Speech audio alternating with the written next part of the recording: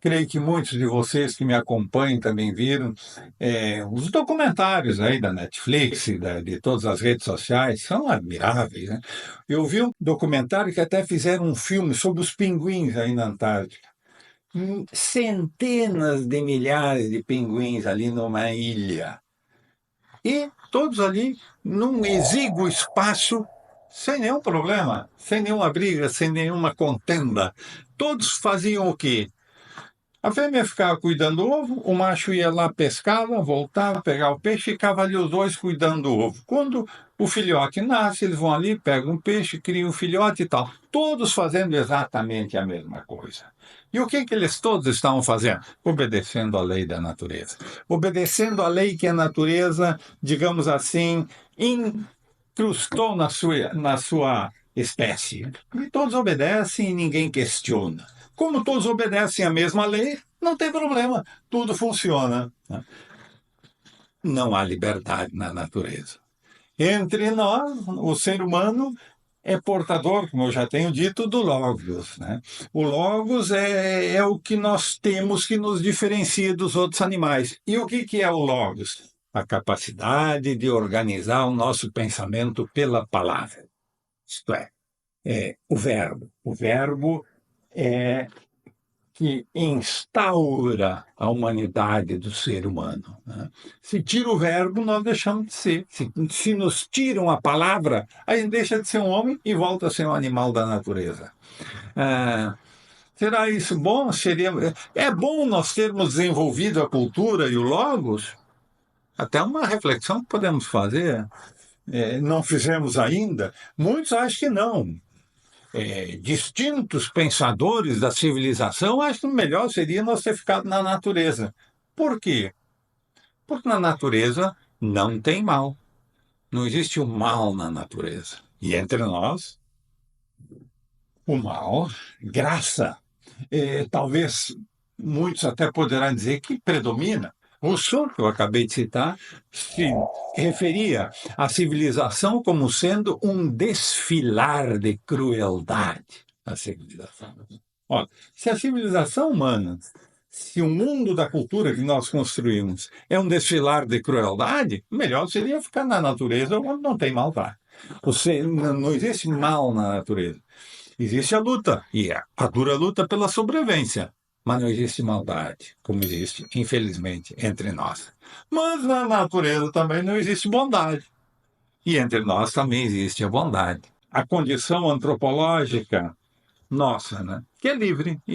Resumindo, nós somos um ser livre. Nós instauramos a liberdade aqui nesse planeta. Né? Há 2 milhões de anos, segundo muitos antropólogos, né, e arqueólogos, a nossa espécie anda por aí construindo o Logos. Né?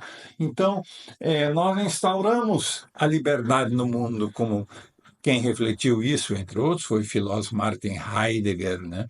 Que ele disse: Dasein macht Freiheit in der Welt. O homem instaura a liberdade no mundo. É verdade. E como é que o homem instaura a liberdade no mundo? Com Logos, pensando, refletindo. E ao pensar e refletir, o que acontece? Nós começamos a orientar a nossa vida de acordo com o que nós pensamos. Só que, como todo mundo pensa, e nós vivemos em comunidade, há divergências, surgem antinomias nessas várias visões de mundo. E essas antinomias tendem a levar a um conflito entre os seres humanos. De formas que vejam, a nossa condição ontológica é de um animal social. Mas ao vivermos em sociedade, entramos em conflito, inevitavelmente, por causa da nossa condição ontológica de portador do Logos. Vejam, essa antinomia. Como equacionar isso? E aqui surge um problema necessário: a necessidade de ordem. Sem ordem, realmente, nós não subsistimos. Então, o direito, no imaginário geral da cultura ocidental, e de certa forma no mundo todo, está identificado com aquele elemento da cultura que estabelece as regras que viabilizam a ordem. É isso o direito? Não, não necessariamente. Porque muitas vezes um poder político instituído impõe regras para organizar a sociedade, estabelecer a ordem que negam o direito. Então, o direito necessariamente não se identifica com a ordem, e podem haver ordens que negam o direito. Mas também nós podemos estabelecer uma ordem social fundamentada no direito, o que seria uma grande coisa. E o que seria uma ordem social fundamentada no direito? Tem certas condições que eu há pouco evocava. Que condições são essas? A primeira constatação é essa, que vivemos num mundo de comunidade. O ser humano é um ser que existe coexistindo. Né? Como também disse Heidegger, né? Dasein, o ser humano, é Mitsein, é ser com os outros. Nós vivemos em sociedade. Essa é a nossa condição ontológica, fundamento de existência. Né? E que já vimos nas considerações que eu acabo de desenvolver que a nossa condição antropológica é de um ser histórico criativo. Nós somos um animal incompleto, que está em construção. E quem é que nos constrói? Nós mesmos, a nossa liberdade. Né? Por isso somos um ser histórico que se constrói historicamente. Né? Ao contrário do pinguim, que eu citei há pouco, poderia citar outros, hoje peguei o pinguim aqui. O pinguim, ele não é um ser histórico, ele já nasce pronto.